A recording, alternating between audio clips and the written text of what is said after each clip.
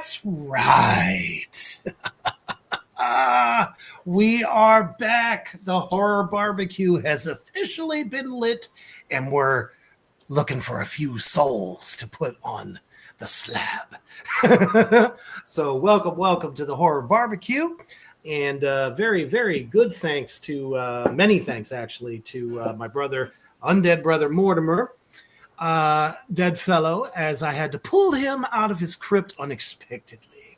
For those of you that were ready, and I know you was all ready for this, Horror Show Jack unfortunately could not make it tonight, and sometimes with the children of the darkness, sometimes have more places to haunt at once. So you can be expecting him. Exactly. So tomorrow night, you can be expecting Horror Show Jack at 8 p.m. CST. Some of you might be wondering, Reaper, what the fuck happened to you? Well, I am officially unveiling my new makeup. Ta-da! So, doing something a little bit different, and it was time. So people wouldn't notice me so much when I'm trying to steal their souls. Gotta be sneaky sometimes. Sneaky, sir. Yes.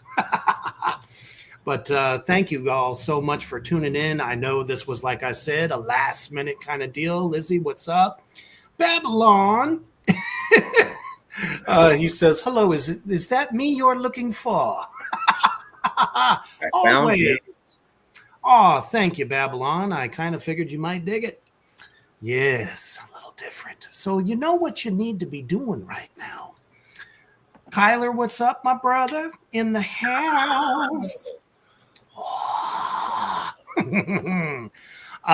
You need to be sharing this out anywhere and everywhere there is a horror lover or somebody that needs a little spookiness in their life. So make sure you're sharing this shit out. I don't care if you have to wake your pets, your grandma, sister, auntie, cousin. I don't give a shit. You need to make sure that we are sharing this out, because I gotta tell y'all, ooh, we got some serious heat turned up tonight, because we are discussing the best horror releases so far in 2025, and a nice close-up bird's eye view, if you will, of the releases that are coming out next fucking month, because they are guaranteed a scream, baby. But before we get into all this madness, we're going to take a quick commercial break to our brother over at Horror Struck Hot Sauce. Hotter than fucking hell.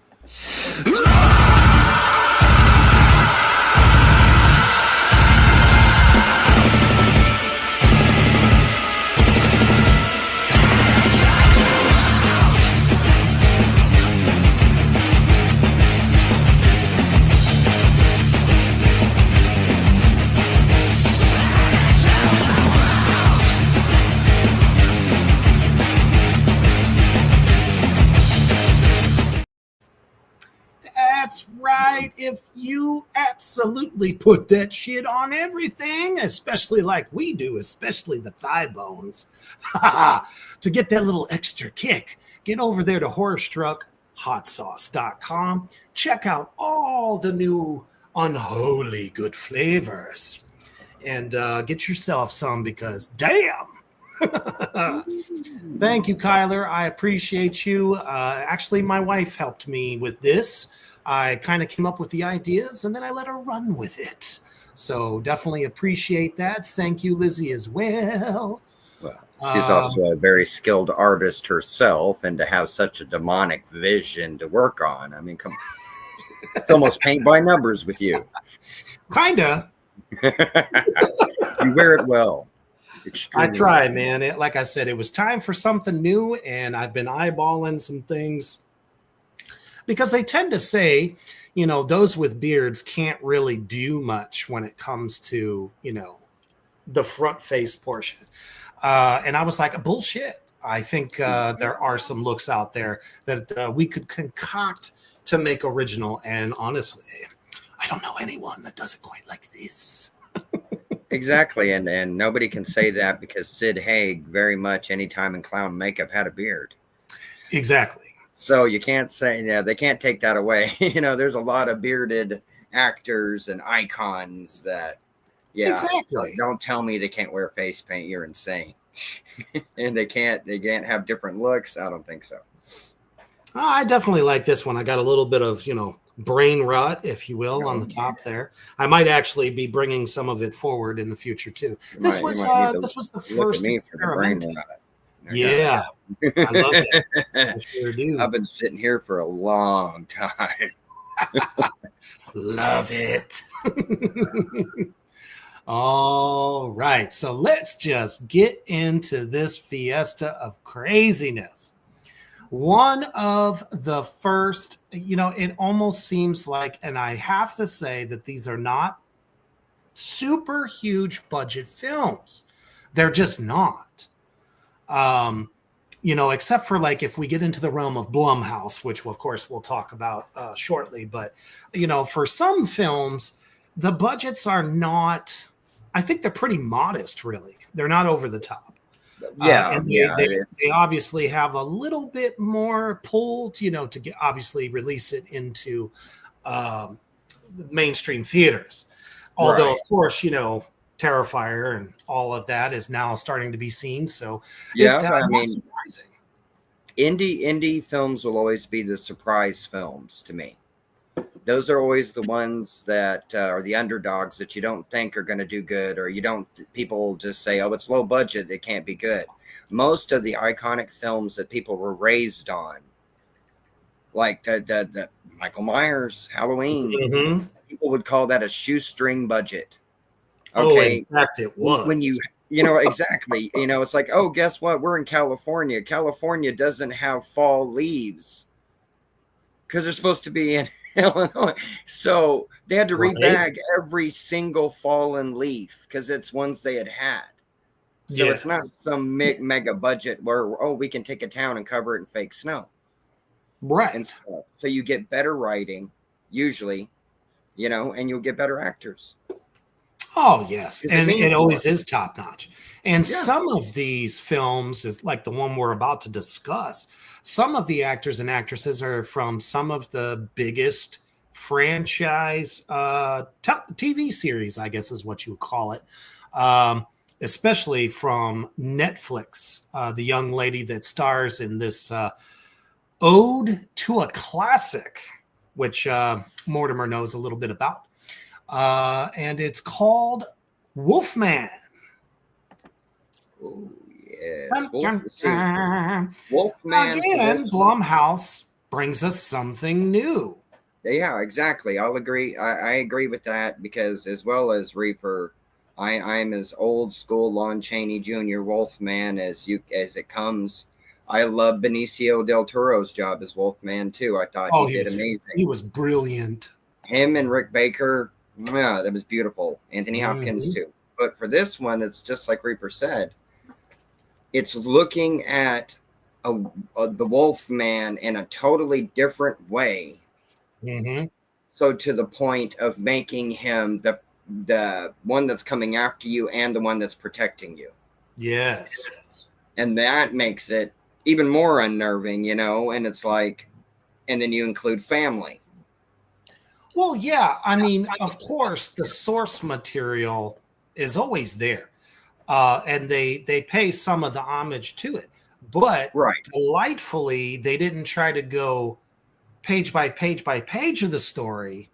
Exactly. And then sprinkle in their own little bits, in between, as you saw in the Benicio del Toro Wolfman, which we love. That was great. Yeah, no, I thought they did a really good job with that one, and it stayed very true to it. Mm-hmm. And if you watch the original Lon Chaney Jr. film and then watch that one, you tell me that Benicio does not have many times where he literally looks like Lon Chaney Jr. Oh, they made sure of that. Yeah, as Talbot. I mean, but it was made down by to the ring.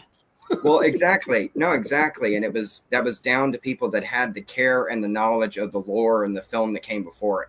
Yes. If you're going to do a good sequel, you better pay homage to the original, but bring more, usually gore, body parts, violence. But, you know, you can get laughs, you can get a lot of different things as long as you bring something new to it that's in the vein of the original. And this one is exactly that. It's a new modern take on the story of the Wolfman, and it's good. I enjoyed it.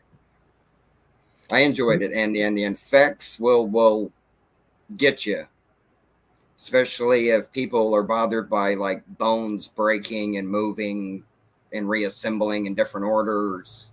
Yeah, right. While you're awake, kind of thing. The problem where it's always, the question. Well, I always heard this at the old pub, really. But, I'd hear vampires and werewolves talking about it all the time. It's like, well, I can only die by a silver bullet. It would be the werewolf. And it's like, yeah, but you shed. You always smell like wet dog. You're always chasing bumpers. Exactly. Steal your newspaper. I mean, and I love dogs, but you can't go around petting a werewolf. You don't take it positively.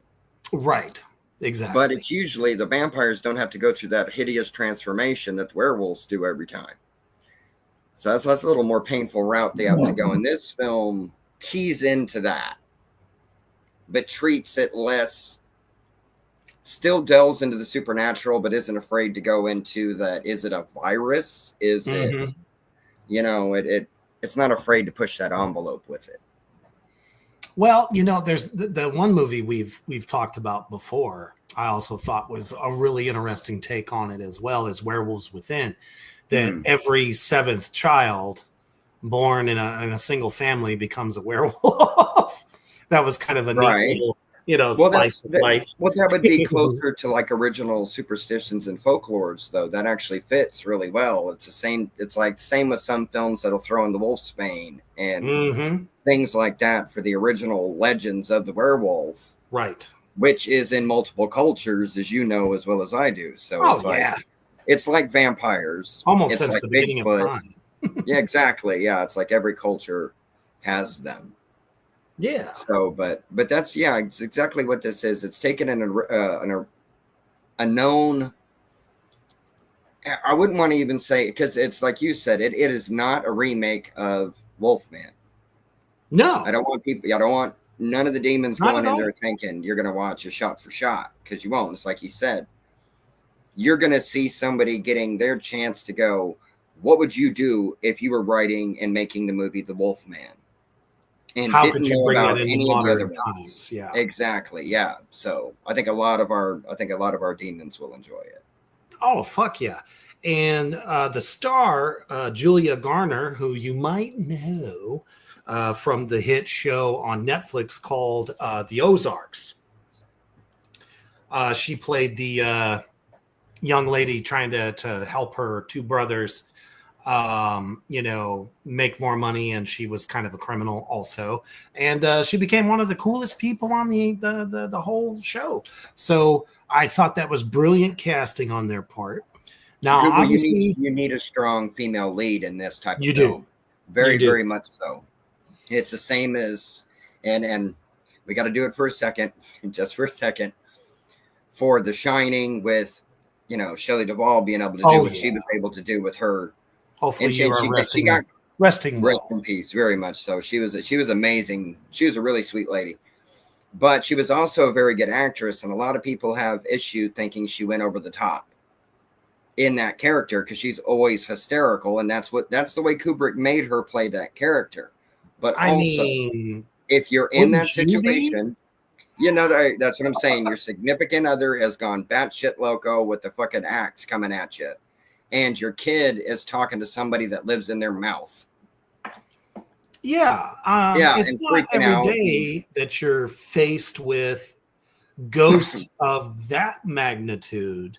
That too, exactly. Don't even deal with the haunted place and cabin fever. Just cause. Right. There's so many different things. So in the 80s, when this was shot, that's typically how women would respond to that type of fear. Yeah, right. You're right.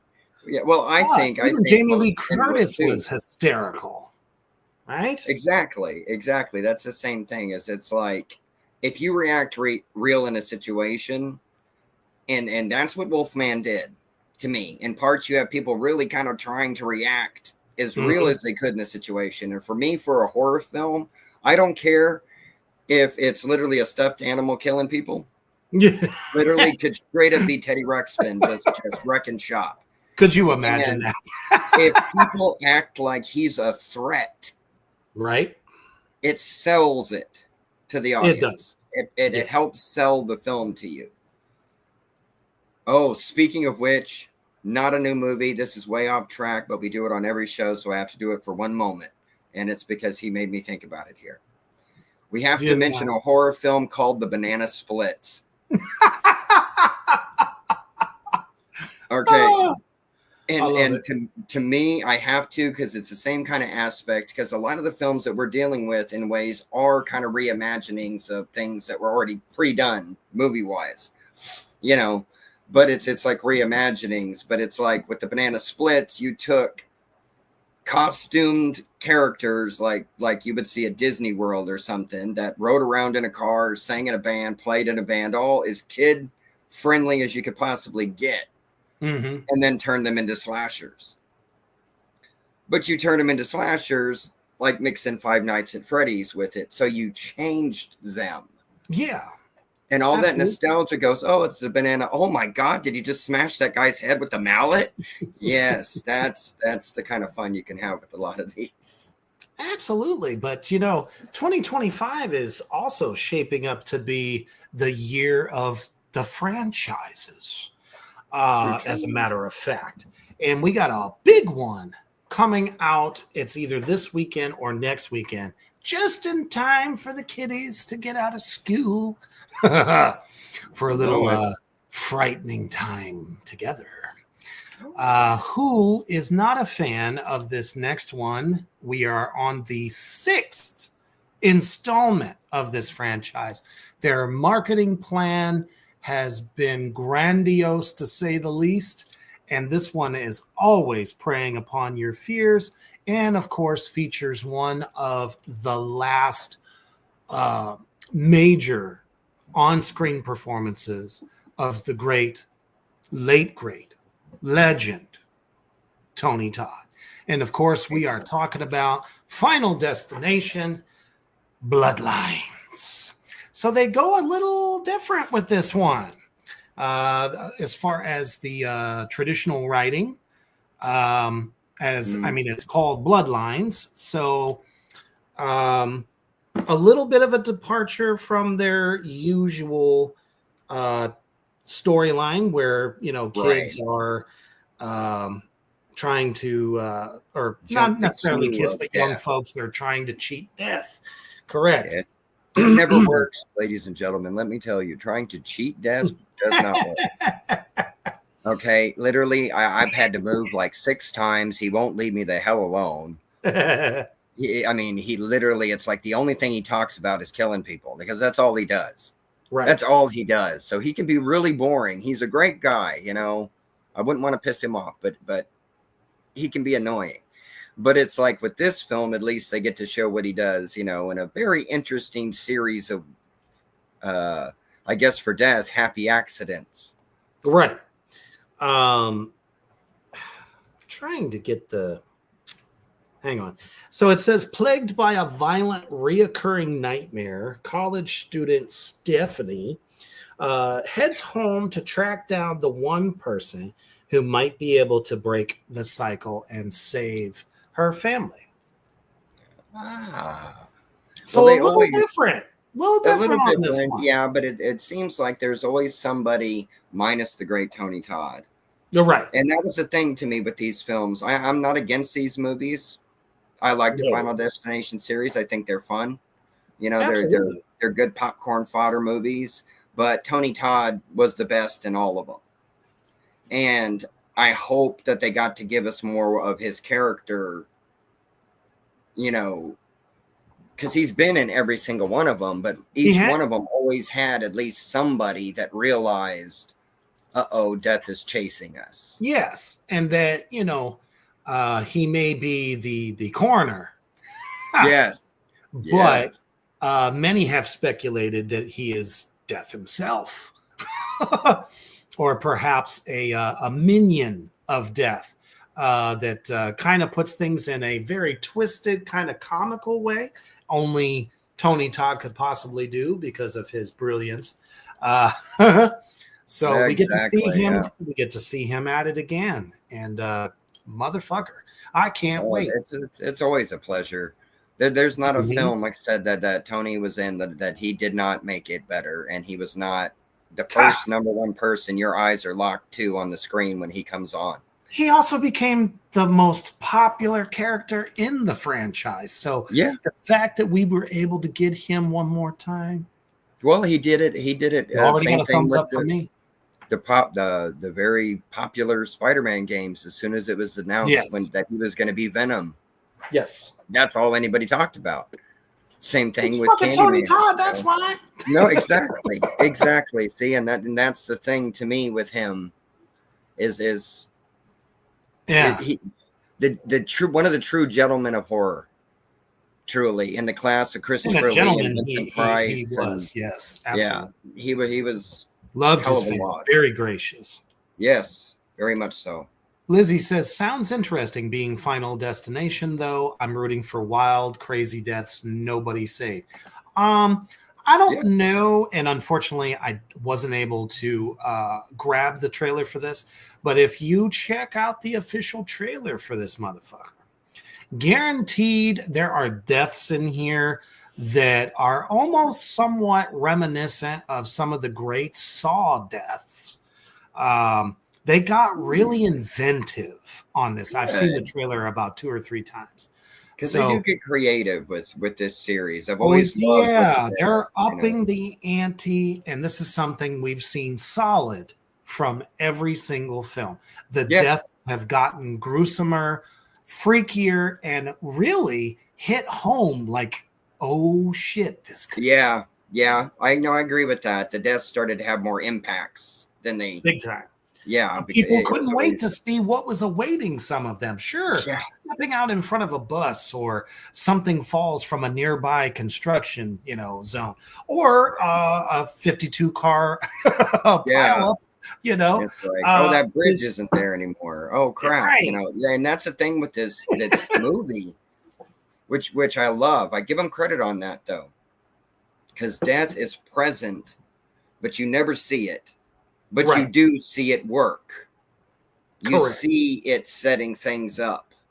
It's like me and Ophelia were watching actually some videos on this series literally today, and Nice. it reminded me of the glorious gymnastics death. I And always said there's more ways to skin a cat. yeah, and it's like that one was really, like I said, it's like the series of events, So Mhm. it's I'm really interested to see what they bring to the table Oh, for because I agree with you. The marketing on this has been huge. It's been everywhere. So and I people, mean, people are putting going a to go to pay huge homage to Tony Todd too. yeah, a huge banner on the backs of trucks that show the logs because that was rated as the one of the best, greatest kills of the whole franchise. Oh yeah, yeah, Was when the log truck, took them yep. out. Oh yeah, And everyone on Facebook, Instagram, you name it, they have either taken videos showing it or they took pictures in there from their car going, "Oh fuck, it's real." yep, yep, Who yep. doesn't love that kind of marketing? I Very much so. wish we could do that more. The dark humor there is perfecto. I Well, love it. it's like it kind of reminds me what they did with the Dracula series for Netflix, where Yeah. they had the sealed posters, and when the sunlight hit them, they burned away to show what the real poster looked like underneath it. I mean, come That's on. wicked, man. That's William That's out of the Castle box stuff kind right of there. I otherworldly, love you might say, kind of thinking. stuff to get ghouls like me and him into the theaters. You know? Absolutely. All right. Well, this one is starting to build into a franchise because we now have a sequel from a film that came out in the last couple years that people really dug, apparently.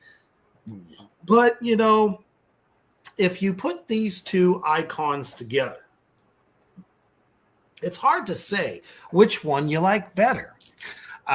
This one is more on the tech side, I would say. But it also quickly became, you know, a version of Barbie that is just way scarier. And I mean, what else could we be talking about other than the little gal that stole everybody's, I mean, literally took out, I mean, stole their hearts. And that Through would be their Megan. chest. Through their chest. Blumhouse, another big hit. Now, you're going to see a theme here, people. And when we're done talking about some of these films, I'm going to ask you for a poll here. But Okay. Megan 2.0 hits theaters next month. So the month of June is going to be fucking huge. And as you can see, she's changed a little bit. She's a bit taller. And honestly, bitchier and cosmically even more funny. And the kills are even larger. So I have a little treat for you all, demons and addicts out there. We're all going to take a quick little look at what's in store. And then we'll compare notes. Megan 2.0. Check that shit out. How do I say goodbye? I'll admit, there were some bugs in my programming. It's hardly fair to blame me for that. It's so hard to say goodbye. But one thing hasn't changed. I will do whatever it takes to protect Katie. What the hell is this? You put me in this plastic Teletubby? Prove you can be trusted, maybe we'll give you an upgrade. Mrs. Forrester, we have a problem. We're hunting an autonomous android named Amelia. She was built using your design for Megan. How's this possible? You deleted it. Apparently you didn't. Nothing in our arsenal can stop her. She's gone rogue, killing anyone who's contributed to her creation. I think I did it again. And you and Katie are next. I know how to stop Amelia. She's getting more powerful. Soon she'll be the most dangerous weapon on the planet. Put me in a body and I'll help you stop her. You remember what happened last time. You threatened to rip out my tongue and put me in a wheelchair. I was upset. Look, she wants to help us. Everyone deserves a second chance. You would like us to rebuild a deranged robot in order to catch another one. Would you prefer I gave you a printout that you can read at your own pace? Okay, Megan. Time to give you an upgrade. Anything you'd like to add? I want to be stronger, faster. Hey, so remember the time I strangled you and set the lab on fire? I want you to know that won't happen again. Thank you so much. And while you're at it, make me taller. All right, meat sacks. Let's get to work. Well, look who came out to play. I was programmed to protect Katie. The only question is, are you going to stand in my way? Hold on to your vaginas. I don't care if she did kill 4 people. She is a smoking hot warrior princess.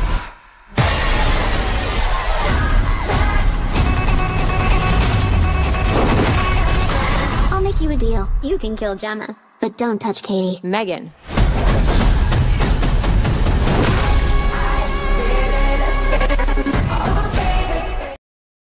It's like Blumhouse was watching Tron and Britney Spears. well, yeah, Britney Spears is in there. I liked that. Total So Recall. I liked that for the timing and the editing for the trailer. I liked it. Yeah, that was great. That was funny. Oh my goodness! But I get it's like it's tongue in cheek, but I don't have a problem because how many really like okay, minus of course the Grateful Rose. Well, you don't get tons and tons of female killers are geared towards women or women's dolls that they had, you know, until we got Tiffany. We just had Chucky because of the My Little Buddy doll, you know. So I'm not against that, you know, and her having the smart ass attitude, it's like Deadpool. I mean, it makes sense. It's basically, yes, a female version of Deadpool all the fucking way around. First of all, before I miss too many of these comments, damn it, our brother all the way from Scotland had to say hello to us. He says, hello from Scotland, just dropping by to say hi before I head off to bed. It's about 3 a.m., the devil's hour. Always a great show. I'll catch the rest on replay. Good night from the future. Achilles, you are a gentleman and a scholar. We absolutely love having you come in. And our brother Cody has finally, the Defiler, has shown up. Don't worry about that, man, because we've all been experiencing shit shows of days for the last couple weeks straight now. It's like, wow, why are we doing, you know, the fist every day? I think Cthulhu's got to be pissed off at somebody, so we got to find some three-eyed bearded guy that smells like fish somewhere reading out of a book. That's just the first thing I'm going to check, you know. Oh, sorry to hear that, Rebecca. She says what he said, and we hope so too. Ever since her car broke down a few weeks ago, the stress. Man, mine just took a dump itself at the moment. It's being diagnosed. I will have to bring it back from the dead, of course. But for now, I'm enjoying the exercise. We all go through stress. We're all getting hit in the face with shovels left and right. And trust me, I'm a mortician. I know about burying bodies, so I get hit in the head with shovels all the time. Yes. So it's kind of crazy because now Megan is becoming an anti-hero because she is supposed to be protecting Katie at all costs, and now there's this super bitch robot that is trying to kill all these people. Said it. They said it multiple times. They wanted to make sure you knew that. But I know I agree with that on that end too. And it's kind of like if Monster High could kill. Yeah. And what a great show that is too. Oh, yeah.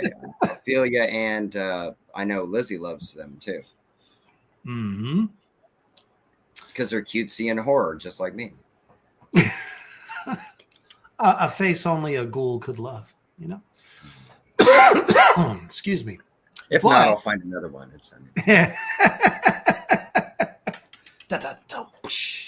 All right. So this next one, I almost wonder if they did this shit on purpose. They waited what feels like somewhat of eternity. There is a UK smash hit that kind of came to us out of nowhere. I want to say almost 10 years ago. No, and it was during the midst of when such iconic movie type of creature, one that is always near and dear to our hearts. And of course, Mortimer there is friends with many of them. The zombie craze was huge throughout, I'd say the 2010s, and only got resurgence. Yeah, very much resurgence. Well, people found Romero again. You know. They realized Romero had been teaching us for years and years since the 70s on the ways of what a zombie actually is and could be. Exactly. And then it exploded. These guys really kind of took the zombie apocalypse and changed it, making it more ravenous. And these particular zombie-like beings were, I'd say, smarter, more agile, could do more. Rage zombies. Yep. So at first, it was known as 28 days 8 later. days later. Well, now it's 28 years later. Yeah. The long-awaited sequel to this amazing film, which I believe there was 28 weeks later that came out, not too long after the first one, because honestly, after all the interviews I read on the guys that are responsible for this film, they never thought it was going to be a fucking cult classic, and it definitely is. Yeah. So Very now much so. we have a third incarnation of this apocalypse from the abyss. To make As long as it's not like myself Creep Show and, 3, we're good. yeah, to make the devil smile, including myself. Right. So I'm very interested to see, especially this day and age, if you will, because it, like I said, it feels like it's been forever since the first two films came out, and I dug them. You know, it's a little different, So 28 years later, that's a long time to try to survive this new apocalyptic Europe, Right. as it were. So it'll be exciting to see what that's going to turn out, and if we're going to dig it. I would think the first one inspired a lot of the Walking Dead stuff. Oh, well, of course it did. It didn't even Greg just... Nicotero was making Romero films with George Romero and Tom Savini, so it was already going to have. You already studied at the head of the master, so once you get into that and you start getting into the TV show stuff, but this was definitely a film that I think, like you were saying, I think it changed a lot of different ways that people looked at the zombie apocalypse. Oh yeah, more of, you know, where are the people? Oh, that's a good question. They're dead and they're zombies. You know, there was more dead than there were humans, you know. Exactly. And here is the synopsis of this film. It's almost been 3 decades since the rage virus. Yeah, I know my zombie virus. Yup. Which we all think that's how that's going to happen. You know, we're going to get crop dusted and suddenly want to eat people. I mean, it's possible. Yeah. You know, I could think of a few people that I'd like to tear apart. I too, but I just don't think I'd want to eat them. Right. I just want to tear them up and watch them. Right. You know, get hollowed out. It's like I'm dieting right now. I've removed 3 of my rib cage. That is my rib. So does that make me a voyeur of a zombie? I just want to watch them get eaten. Anyway, boom. Different show. Right, exactly. Still living in a ruthlessly enforced quarantine. 28 years of forced quarantine. Unholy fuck at that. Hey, Right. Luna Projects, what's up, girl? Luna Projects, welcome to the Horror BBQ. Hope you brought a fork. We have the horror sauce.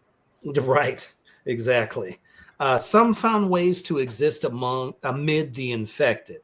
One such group of survivors lives on a small island connected to the mainland by a single heavily defended causeway, which is more or less one road in, one road out. That's it. There's no other fucking place. You know what I'm saying? Exactly. Not stupid, but you just gotta be careful you don't get pinned in. And then here's the punchline. And I kind of already knew this before I even read it, because human nature, we're bound to be stupid. Because why? We want to take risks even when we're told not to. And sometimes those risks lead to horrible, horrible outcomes. When one of them decides to venture into the dark heart of the mainland, he soon, of course it's a dude, soon discovers a mutation that has spread to not only the infected, but the other survivors as well. they have upped the ante and then some on this fucking incarnation of Mutated 28 years later. Which these zombies, see, the thing is that I got to give this.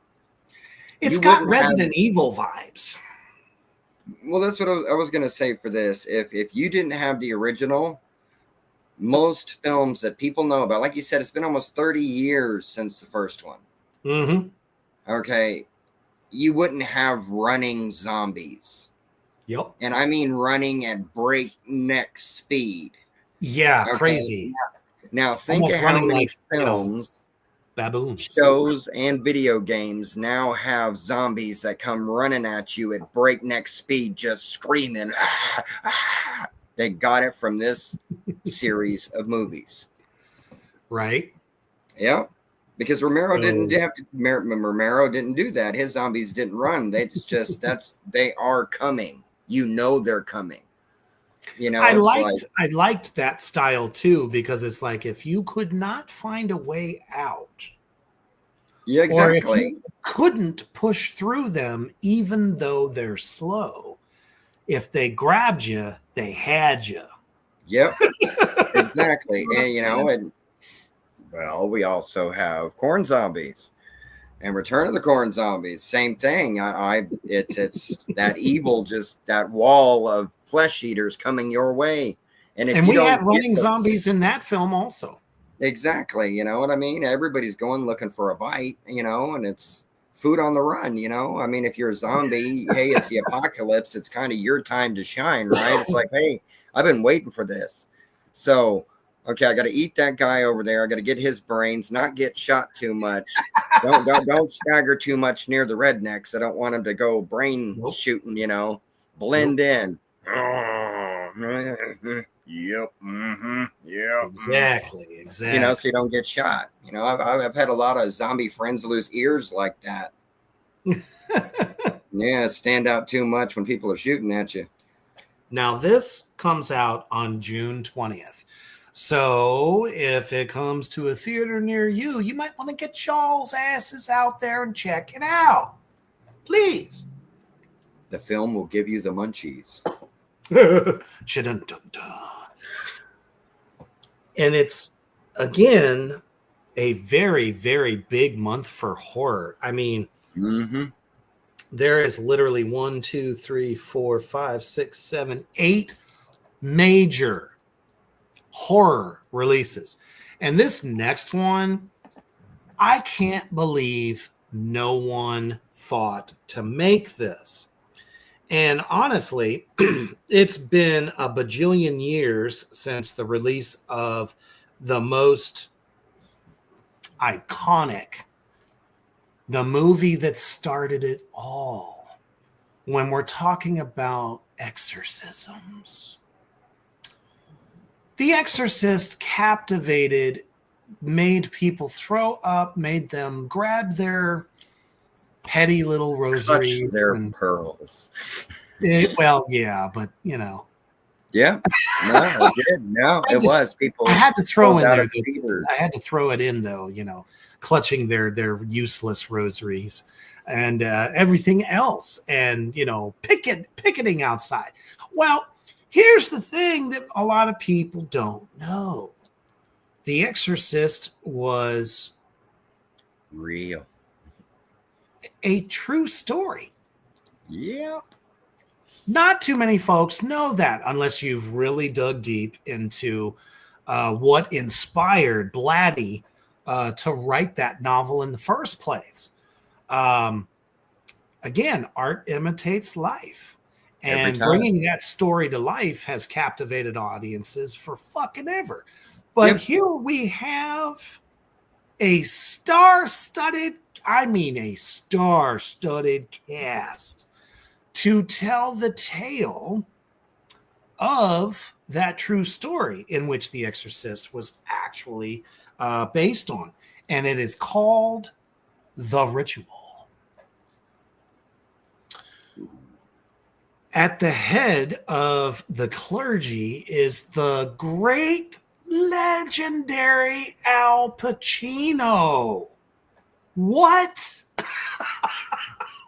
It doesn't get better than that, man. Fucking Al Pacino as one of the holy of holies.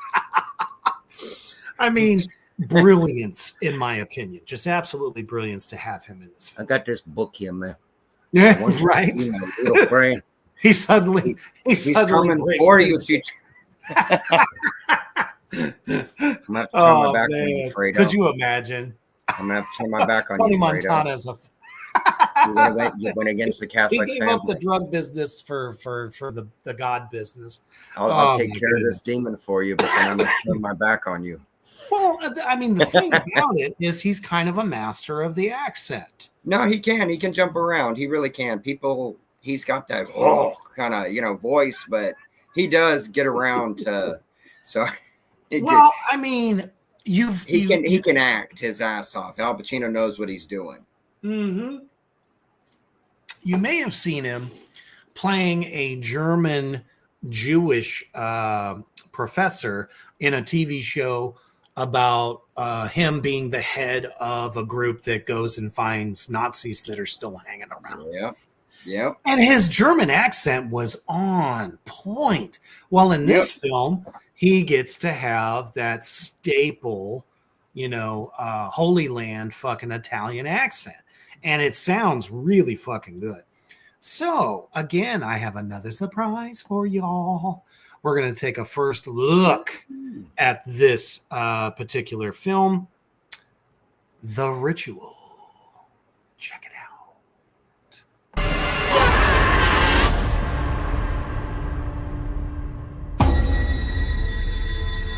Brethren, put on the armor of God that you might withstand the devil. This is a very troubled woman, hissing at the side of a church. The woman's parish wishes to attempt a solemn sacrament. You mean an exorcism? You would like me to perform it? No, some poor other soul already has that distinction.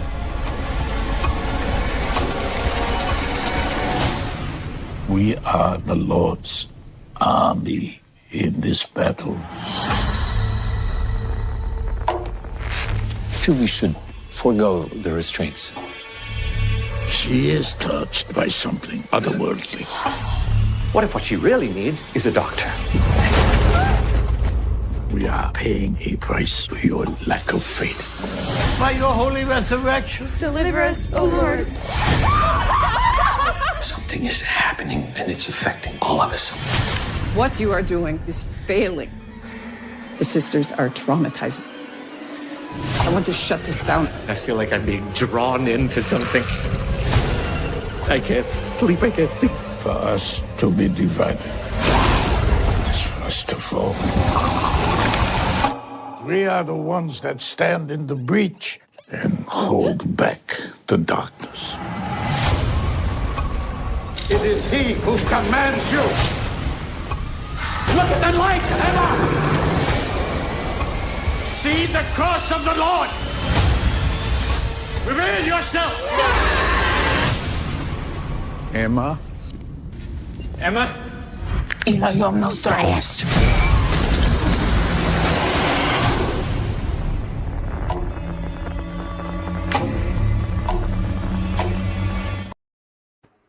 Something tells me that this is going to be even more terrifying. I agree with you on the accent work too, though, because it's really hard to tell that it's Al Pacino. Yeah, you can tell. Yeah. I mean, in the face, but I mean, as old as he is, it's even a little tough.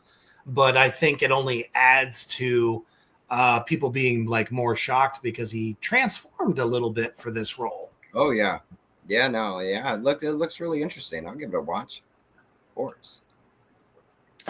So the part that isn't clear is what time period this is based on. I'm assuming that this is something that probably took place like pre. I say 60s, 70s. I was gonna say 60s because, as you know, The Exorcist came out in the 70s. Yeah, which means the book The Exorcist had to come before that. Right. Yeah. but I think it'll be really interesting to see what this movie delivers. All right, Kyler, absolutely, man. He says he has to work tomorrow, so no worries. We understand the stress, man. We're all feeling it, and we all have a universal positive vibe going for everyone. So don't worry about it, brother, because tomorrow is Friday, which makes it the weekend. So give them all this if they give you trouble. Absolutely. And we have literally time for one more that we're going to look at. Now, remember how I said, look at how many times Blumhouse's name comes up. About how many times by your count there, Mortimer? What? Let me see. 4? 3 to 4? 3. Yeah, it's been 3. I'm going to say at least 3. Well, you guessed it. What other horror production company has 4 fucking releases in the same month? That's true. These are all major films too. So it's like they are workhorses. Yeah. No, I agree with you on that. Yeah, it's big titles and they're throwing them out like back to back. Dude, that's going to be a tough act to follow, especially with their other big movie that is coming out. So we fell in love with the family of I think it was two little girls that their mother became possessed within a home, and there was a little married couple that came out to investigate, and then ultimately pretty much performs the rite of exorcism. So this actually follows up our last picture. So, and they became one of the most famous paranormal / exorcist couple. They did house cleanings, nothing special. You might have heard of them. They're called the Warrens. In the film Conjuring. And it literally took the horror universe and outside of the horror universe to get more people excited about, these types of horror films. Deals with possession, things that are cursed objects and other things that they had dealt with. And they had bangers of films. We're talking about, I can't tell you how many cases that Ed and Lorraine Warren has, tried to deal with, including the Amityville Horror people that they created. So the last one, The Devil Made Me Do It, though, kind of fell short, at least for this devil. Right.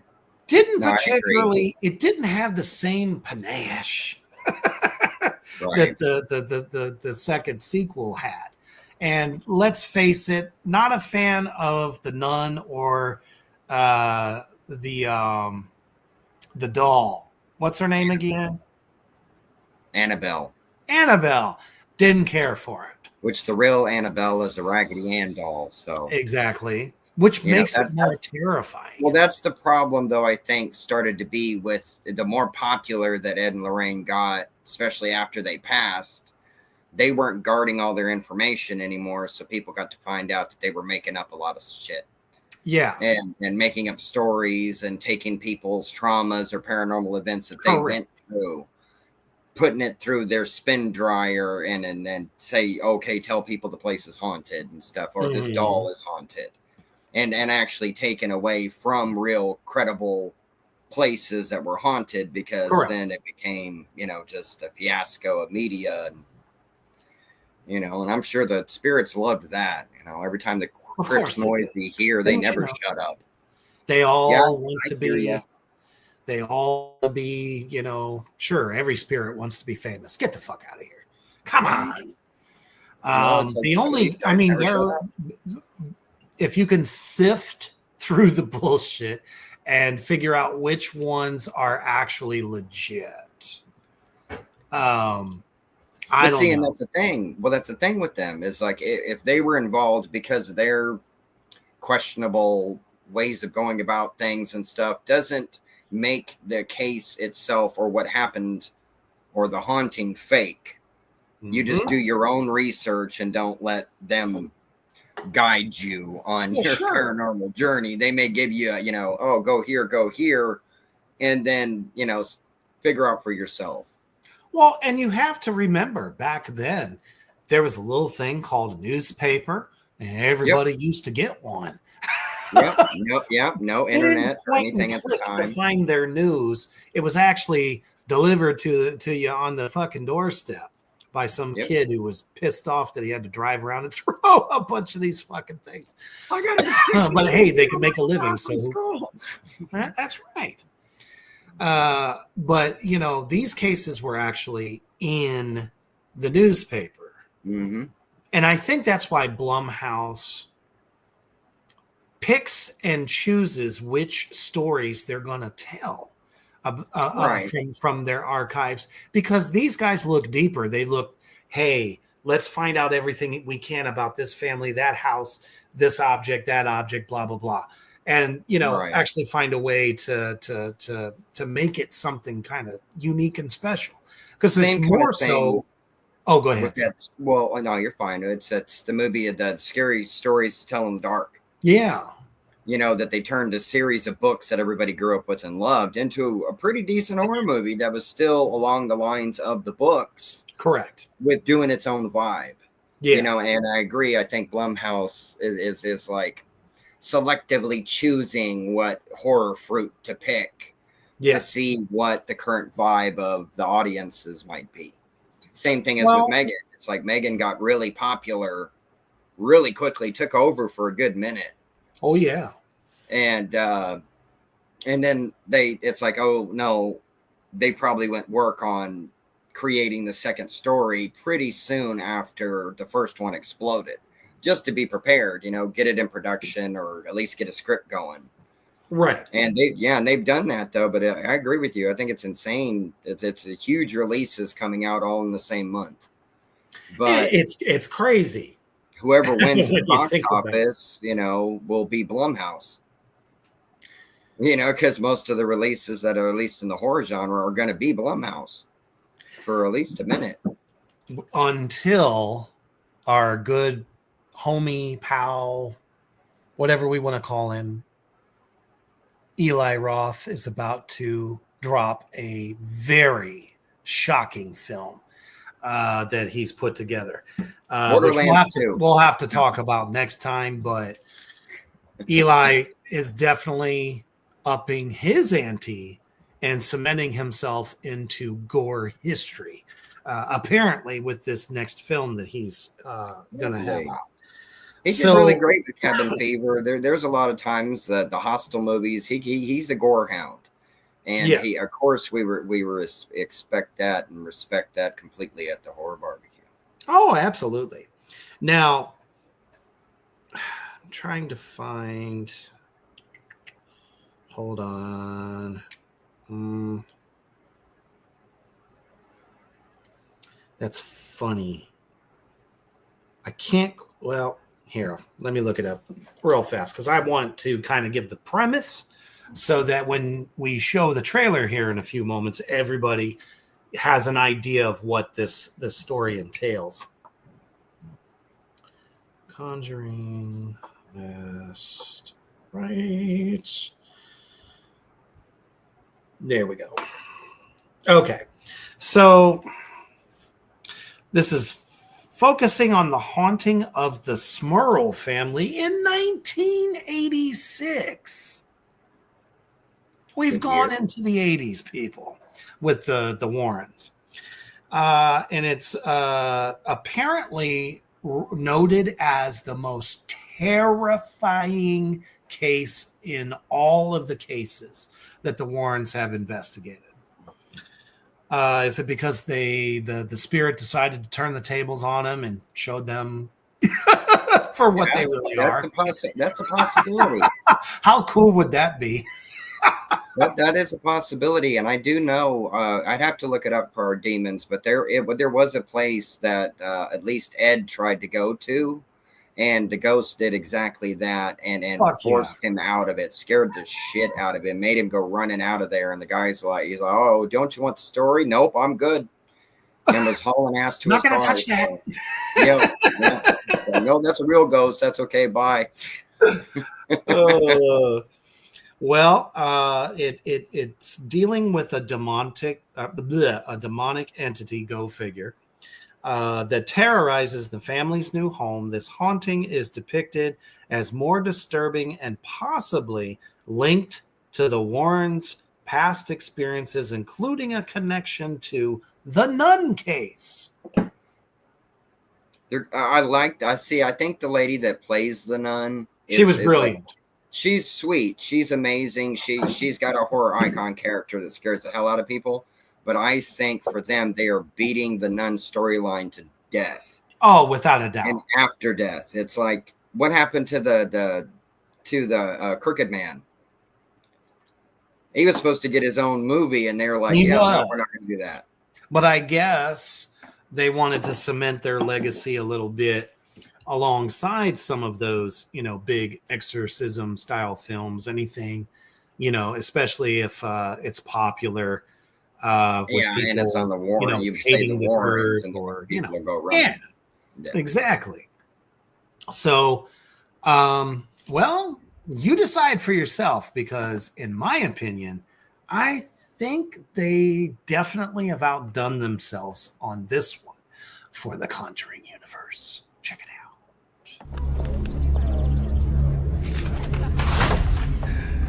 Don't touch anything. Everything you see in here is either haunted, cursed, or been used in some sort of ritualistic practice. Nothing's a toy. Not even the toys.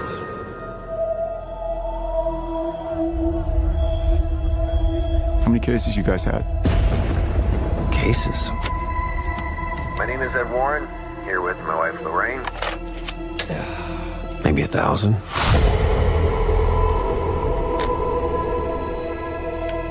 Every case is different. Every family's different. Once we start, there's no going back. Anything can happen.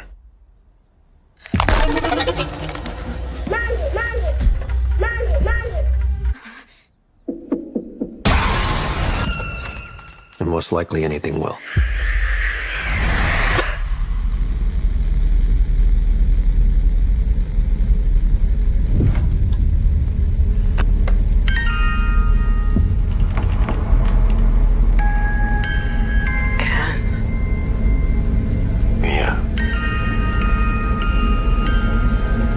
Something's changed. Something's different.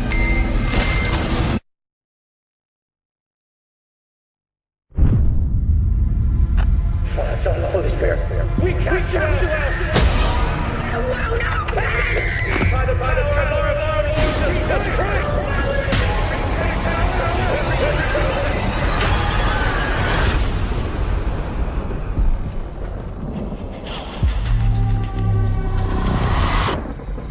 We've been waiting so patiently for you.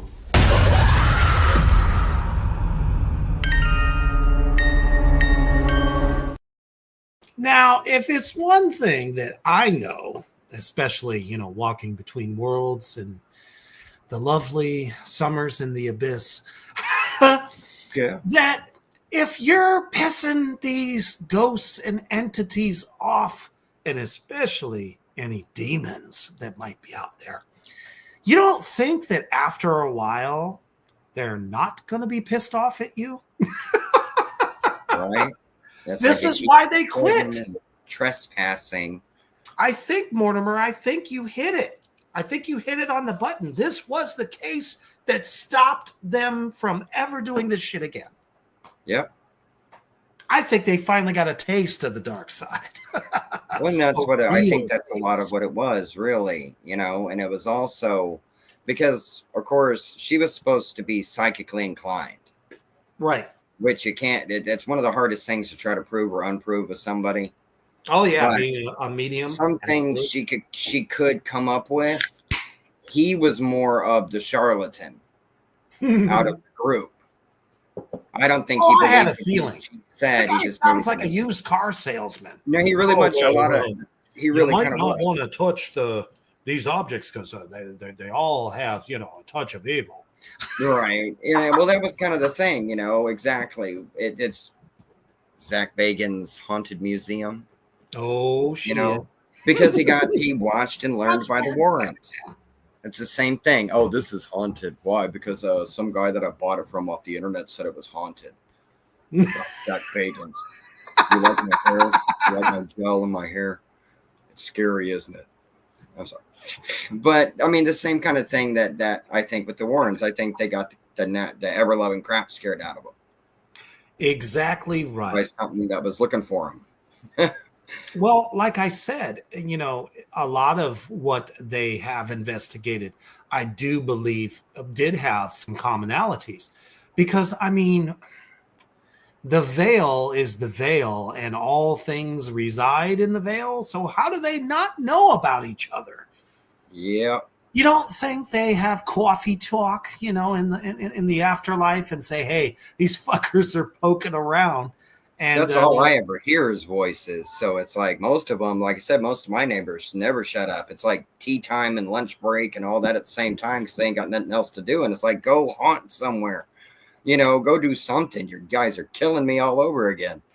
Well, I mean, think about it. If you're a wandering spirit, and obviously, you're caught in the ether for some reason or another, and you're kind of pissed off about it, because what have we learned? If the dead knows that the living knows that the dead is there, what are they always hungry for? Life. So, I think. Almost made me drool there. Right. Especially in the spirit realm, demons and whatnot. Souls are tasty. They got crunchy centers. Especially, like we said, Lorraine has a little bit more pull, if it maybe you want to call it that, or the credibility that she has actually has had those moments where the spirits were connecting Where to she's her. seeing things that would straighten your hair. Goddamn right. That, And what? And I almost wonder if that's why they made her look a little bit older. Oh yeah, no, it did. Than Ed. It is the same kind of thing. If you watch their careers, Mhm. it aged them really fast. Well, sure, but Really her more fast. so than Yes. him. Yeah, no, I agree 100% because she was the one that physically felt it. He was cold. He was a really cold. He was kinda guy. also a skeptic, though, himself. Yeah, very much so. And that's the thing. It's like they have recordings that they had of him where he told that people from the Amityville house, well, tell them this happened and run out of the house screaming. And it's like, but why are we going to do that? Because it's scary. Do it. I'm telling you, tell you that. And then I can do, I can work with you. So it was trying to take what had happened with the real family and, the Feo family in that house. Yeah. That was a real murder and turned it into a big ghost story. And it could be haunted, but now it's twisted into the stuff from the movie because of their vulnerable. And, it almost kind of looks like this to me, that Ed knew his wife had a gift. And he decided that we could make money off of this gift. Yep. So, in all actuality, he was pimping her gift out. Pretty much, yeah. I think this time, when they pimped her gift out, the other side decided to fight back. Yeah. I love the title of this, Last Rites. And this is the case that got them to quit doing what they're doing.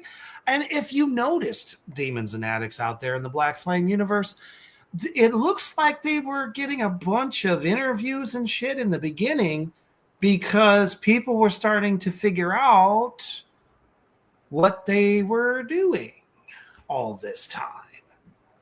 Exactly. I think they were figuring out that old Ed there is kind of a used car salesman.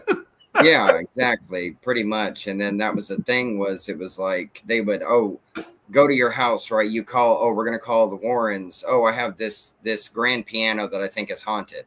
Okay, just give us the grand piano. And then he would take it to a museum and charge people to go see it. Same thing with the Dybbuk box. The same thing with Annabelle. Yeah. Yeah, that Annabelle. was in there too. Like a bunch of all of these things that have come from these, like most of the recent horror movie things is from the Warrens. Mm-hmm. And it's the same thing as you see that Zach from Ghost Adventures basically took How to Be the Warrens guidebook to my career, and hence why he has his haunted museum in Las Vegas. Well, I mean, it's pure, it's not science, folks. It's not science at all. This is very clear cut and dry. Yeah. You know, when the ghost shows and who was that fucking charlatan that had his own talk show, and they found out that he was full of shit. John Edwards. The douche of the universe. He was talking to his asshole the entire time. Cold reading. Yeah. You know, it's a vaudeville con man. Yeah. Even fucking what was it? South Park outed him for that. Yep. in a major fucking way. Oh yeah, he's douche of the universe. Brenda. Does anyone know a Brenda? How about Little T? Anybody know Little T? You know, it's the biggest con in the world. But I love the fact, and I think if Blumhouse is truly brilliant, and I think they are. First of all, this film definitely looks more terrifying.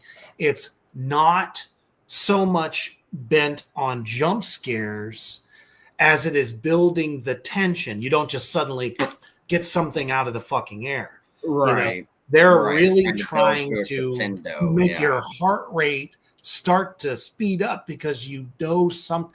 I'll tell you what, that little baby that was saying mama, mama was way more terrifying than fucking Annabelle was. But see, we already realized, though, and I do, how fast you would have punted that thing out the window. Oh, dude, I would have punched that bitch until she broke. Man. And then she's levitating behind her. Oh, fuck that. I would have picked up the first chair WWE style and smashed that dog around. Yeah, it's hardcore rules. You better believe it. Watch out, I'm getting the snow shovel. By the way, for all you wrestling fans out there, as I am, and possibly Mortimer as well, I was sad to hear the passing of the great Sabu recently. May you rest in power, sir, and continue to bring your hardcore style of beatdowns to those that deserve it in the afterlife. Oh, man.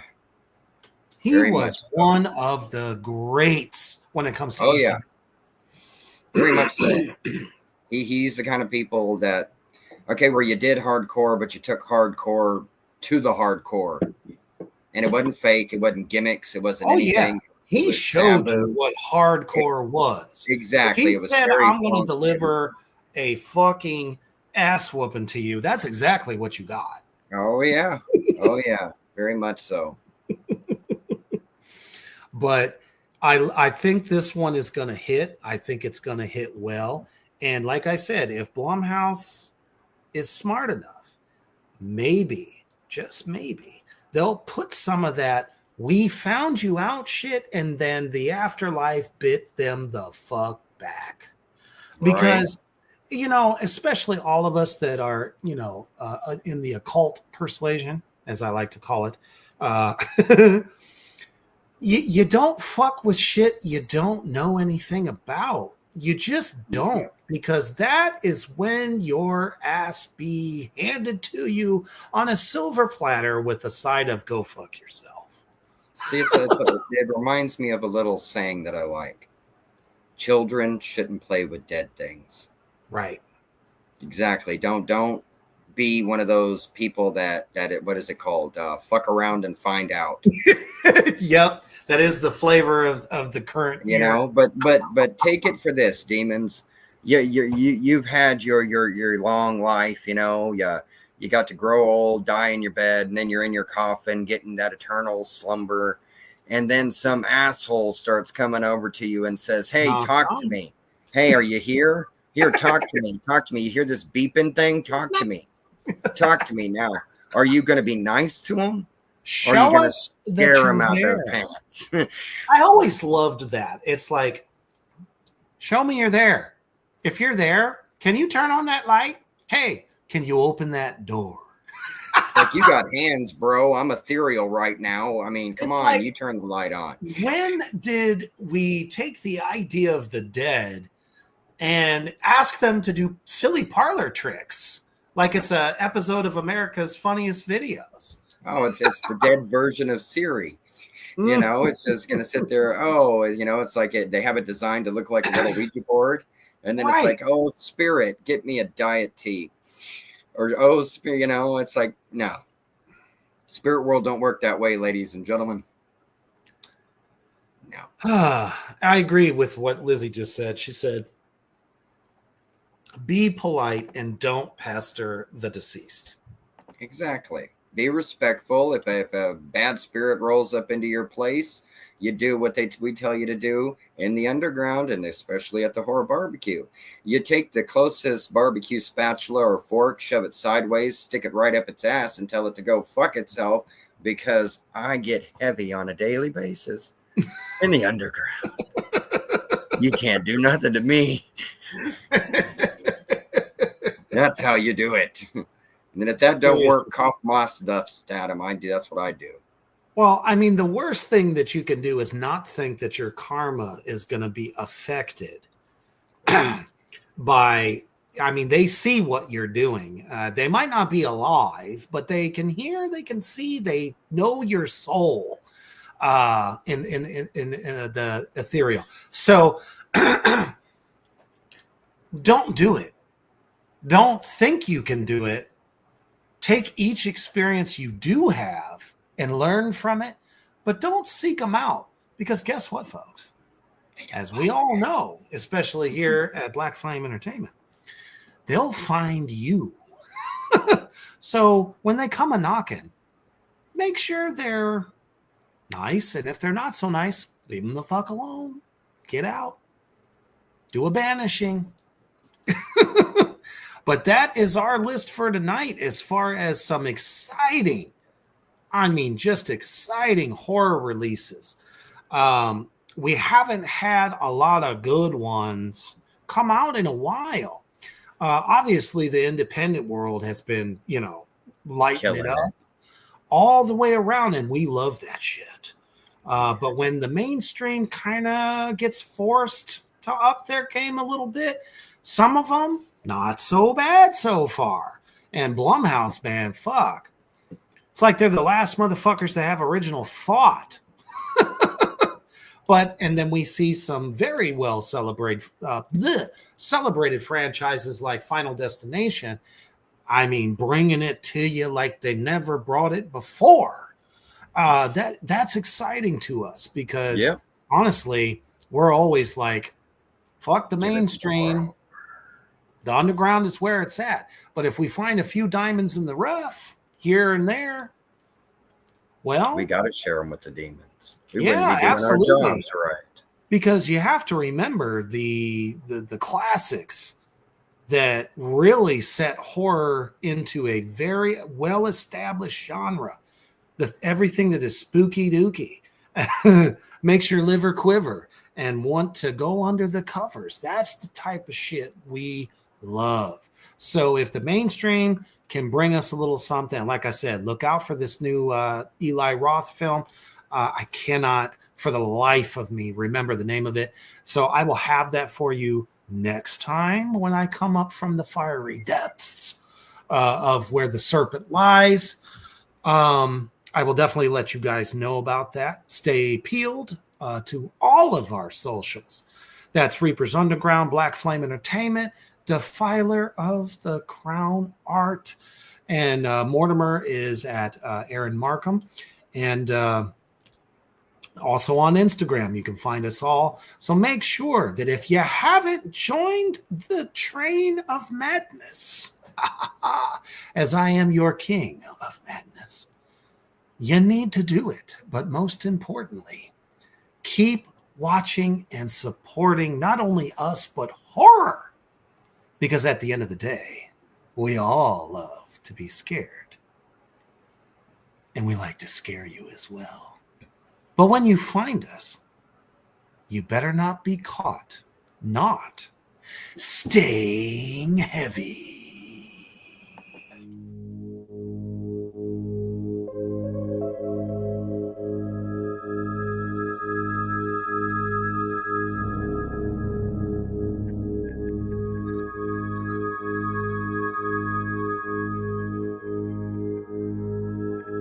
Thank you for joining us on Reaper's Underground. Stay tuned for more from Black Flame Entertainment.